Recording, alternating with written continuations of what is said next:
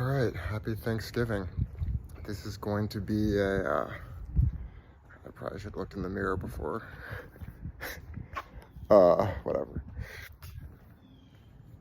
This is going to be a response of sorts to the Amazing Atheists video, The Rise and Fall of New Atheism. When I have a little bit more time, I might comment on more about that subject matter. Part of why I hope there's not too much background noise.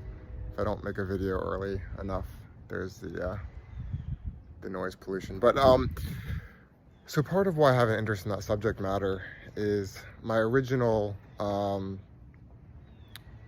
videos on YouTube. A lot of them were engaged in this subject matter. There were certain anti-theist videos, there were certain anti-atheist videos. The Amazing Atheist was the kind of atheist that, like he mentions in the video, that I, found at times sort of unlikable in a way. And I do think he, seems like he's gotten, I'm sure there's plenty of things I disagree with him on, but that maybe he's gotten better with time. I did actually enjoy this last video despite disagreeing with certain aspects, or not even disagreeing so much, well, a little bit, like that he's missing certain things. So when he talks about, basically people lumping atheists and theists together, like they're equally dogmatic, they're equally whatever, I don't even remember the word choice, but basically equally bad in some way. I think what he's missing there when he says, oh no, this is not actually true, but then he does realize why it's true in a way, right? As he criticizes where certain atheists went politically. And so what I'm trying to say here is that atheism in itself is basically meaningless, right? It's not that important, and that's sort of why it died down. Now there's a bunch of other reasons, right, that he mentions in the video, different sort of, the momentum died, or different political offshoots, or political infighting. But that's really the point, right? That atheism itself, and some atheists recognize this fairly early on, we're not part of the same tribe, right? Just because we're atheists, that doesn't really mean much of anything. And some atheists would even describe it as like, yeah, I don't call myself an atheist because I wouldn't identify myself as someone who is an fairyist. I don't know, someone who doesn't believe in fairies or dragons, right? That wouldn't be my identity marker. It's sort of irrelevant. Now you can say, well, it is relevant because a lot of people believe in God, and their belief in God leads them to invoking certain proclamations about how we ought to behave in the world, what morality in society should look like. But the thing is, we've seen, right, the Amazing Atheist himself is saying, right, he disagrees with atheists who went in a sort of right-wing direction. He disagrees with atheists who went into sort of a moral purity, excessively woke direction, right? So what does that tell you? That atheism itself does nothing, right? And that's why it died down. People want to find meaning and purpose in their lives. They want to fight the good fight, and they realize, no, religious people aren't good. Religious people aren't bad. Religious people are people like everyone else, right? Even if you were, let's say, not that I think this is a good way of dividing people into sort of the good guys and the bad guys, but let's say you were doing that based on political alignment.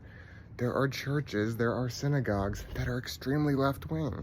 There are churches, there are synagogues that are extremely right-wing, right? They have nothing really in common at the end of the day. They might read some of the same religious texts, they might invoke God in a certain way, but at the end of the day, how they actually think you should engage in the world, what they think about morality, almost has no resemblance, right? Except for just the basic things of, like, the most heinous things that you shouldn't do that we all kind of agree on, except for the most extreme people and any religious, political, extreme beliefs. So, yes, there's extremely right-wing synagogues, extremely right-wing churches, have way more in common with each other, right, than sort of left-wing churches and right-wing churches would have in common with each other. And you don't have to divide everything just based on politics, but the reason why some of these atheists, like even Richard Dawkins, he's saying, well, he's a cultural Christian and the Amazing Atheist is criticizing him for this. I don't really understand why. What is Dawkins actually, I mean, putting aside I know he's talked about Dawkins and his positions on trans issues or whatever, but in general, the clip that he shows in the video is about, oh, he likes Christmas carols. This is Dawkins's big flaw. He's written a million anti-theist books, but you know, the reason Dawkins hasn't gone far enough, he's still sort of a brainwashed idiot according to the Amazing Atheist, because he likes Christmas carols. And this is what shows the Amazing Atheist still missed the point. This is why people stop liking atheists or have these stereotypes of atheists. It's like, even Richard Dawkins isn't if Richard Dawkins isn't atheist enough, then it does start to seem like you're a bit dogmatic, right? It's like, I'm so strong on my atheist, you better, even if you write the most best-selling atheist books of all time or whatever, you're up there on the top of the most famous atheists of all time. How dare you have anything in common with Christians? And if you like Christmas trees, you are part of the problem, right? So at the end of the day, people realize that atheism itself provided nothing. And the Amazing Atheist on some level might understand this. And he does understand this. And that's why towards the end of the video, he does some vague proclamation where it's like, these are the people who will be left behind. And here, sort of the very vague notions of where he would like society to head. But it's not really clear what that looks like, right? And so at the end of the day, it doesn't matter if you believe in God or not, right? It matters where you go with that. People who believe in God or claim to believe in God, they believe in sometimes different gods and sometimes supposedly the same God, or at least they'll use the same name or read the same book that they say is the Word of God and come to very different conclusions about what this God really cares about. They'll choose which passage of their holy book to focus on. They'll choose how to interpret that passage, right? They'll choose which passages to ignore entirely, right? Both left-wing people and right-wing people pick and choose, right? And so, yes, it's not a battle of atheists versus theists, right? That's a sort of pointless battle, because as sometimes the Amazing Atheist acknowledges, atheists don't inherently have anything really in common, right? You could even argue that most theists don't really particularly believe in God, or they probably have their doubts at the end of the day. God is sort of used as a concept, a sort of compass, or maybe even a way to make their moral proclamation seem more serious. Instead of saying, I want this is what is right and wrong, God wants this, right? Whatever, I'm fine with you. Whatever your opinion on the God issue is fine, but it's basically irrelevant. And yes, we see what happened in the aftermath. And I do agree to an extent of what Sargon was saying about how sort of atheism turned into wokeness, basically. And people who want their entire worldview is based on these identity politics things. Now, does this mean that the way to go is to sort of become a Christian apologist, or to become right-wing in every single way and to go in the complete opposite direction? Probably not. But as the Amazing Atheist understands, when you don't go in a certain direction, when you don't sort of choose a side or choose a tribe, you get a bit isolated. Now, does that mean that you shouldn't allow yourself to get a bit isolated? I don't know. No, that's fine. But basically, at the end of the day, if you want a sort of political movement, if you want to change society, if you don't want to just have a sort of small influence or have a small club of people who see the world the same way, yes, people realize there's strength in numbers. So people, they do choose sides, right? But what happened with atheism is, yes, this was never going to be a thing where that the real battle of the future of society wasn't going to be about being an atheist or a theist, right? We see the we see the fighting, the infighting that Christians and Jews and Muslims can disagree with each other in all sorts of issues. We see the same thing with atheists, and and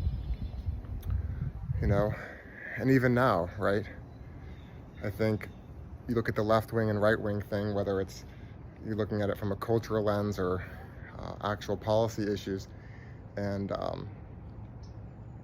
don't know. It's a big mess, and at the end of the day, people do want to fit in. They want to be a part of a tribe. They want to be a part of a movement, and if you have more nuanced positions, then you sort of lack a home most of the time. I remember there was one more thing that I wanted to add, which is the reason why people didn't want to center their worldview around atheism, or there was a sort of fear that it could lead to nihilism, as the amazing atheist references himself, is less than a week after he posts this video, where the video ends with this sort of like inspirational message of, we are the gods and we created the gods, and just some sort of vague, semi-spiritual, almost like a passive threat that if you don't if you don't join his movement, you'll be left in the dust, whatever.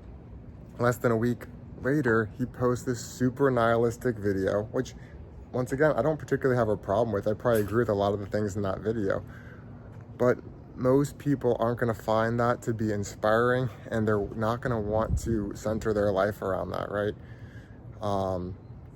Yeah, I forgot even the title of the video. But it's, he's got the ominous music, and he's like kind of a version of the Joker, and everything's meaningless, and big corporations have made us this and that and the other, and he can't say his real opinions. And just as a side note, that did kind of make me wonder, like, what opinions really? Like, what are you holding back? What's the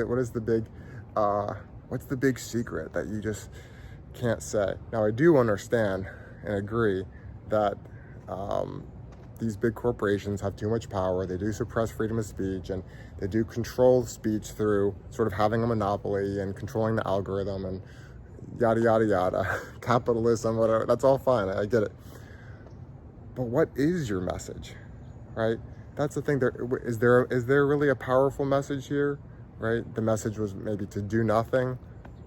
Are you gonna do nothing? Wouldn't that be not making YouTube videos anymore? Are you practicing what you preach? Let's rebel against big corporations.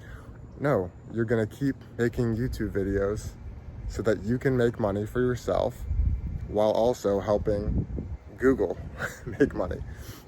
And I'm not saying that I have a problem with it. It's just that the philosophy that you're preaching can't be enacted even for yourself, right? You expect other people to sort of drop out of society. So yes, it is all hollow words. And at the end of the day, when there's all this sort of hollowness, when there's not a sort of offering of a philosophy that's positive in any way, that feels meaningful, that can move towards something, right? That's a big part. Probably there's many reasons. That's a big part of why new atheism sort of fell to the wayside. It just didn't do anything for anybody. It's not that it was wrong. It's not that there weren't maybe some good things that came from it. But at the end of the day, it's not a real way to center your life. Who wants to center their life around atheism? Who wants that to be their big identity marker? That's not, people understood that. Whether you're on the left or the right, politically, or wherever you stand on other issues that maybe aren't political. I don't know. You could say everything's political, I guess, right? People understood. People want meaning. They want purpose. They want to fight the good fight. And atheism and this sort of nihilism, even if atheism and nihilism totally are logical and rational in some sense, they're not ways to live your life in a fulfilling way. They're not sort of the starting point for a fulfilling life. And that's why people aren't drawn to them, and they're drawn to other ideologies, whether it's wokeism or right-wing politics or some sort of atheism plus Christian apologetic. atheism light with wanting to keep with Christian traditions.